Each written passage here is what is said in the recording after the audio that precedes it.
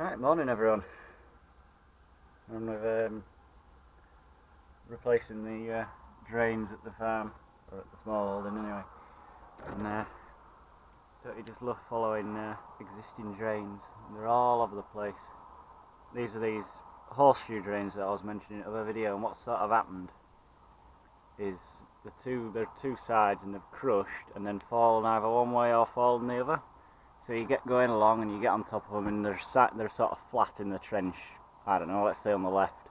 You get going along and you're following them a couple of bucketfuls, and then all of a sudden they're falling on the right, and it's a bit awkward to follow them. You have to keep going back and digging bits out because they're in the side of the trench or something daft like that.